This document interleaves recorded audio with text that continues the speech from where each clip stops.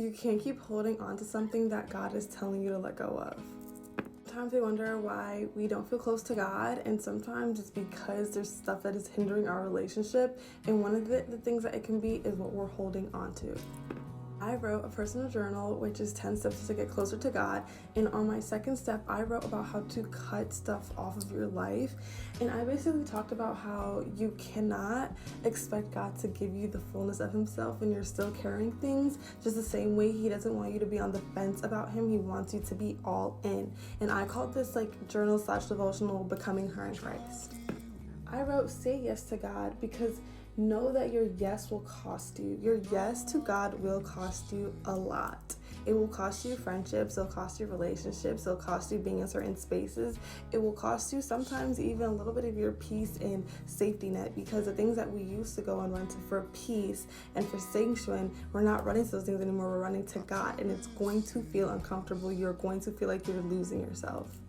And a perfect example of saying yes to God and what it cost is Job. He lost absolutely everything that he might have found comfort in, but him relying on the Lord for his strength and not cursing God and dying is a prime example of how your yes can cost you, but it also reaps so many benefits.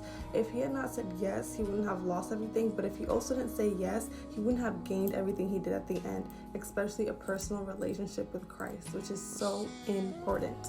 Another key part that we miss out in the Bible is that long suffering is a fruit of the Spirit. So while your yes does cost you, and while you have to cut off things that are hindering your relationship with God, long suffering is a fruit of the Spirit, and it does produce righteousness, and it does produce obedience. And obedience is very key in having a relationship with God, because out of obedience comes so much. Like, there's just so much to gain from being obedient, but your delayed obedience is also disobedience. So if you think that you can just hold on to something that God is clearly telling you and pushing it on your heart and convicting you to let go of, it will cost you a lot more than letting it go. Would you rather have a temporary pain but an eternity of God's fulfillment in your life and happiness, or would you rather be in the same thing that's pulling you away from him, all in the name of comfort?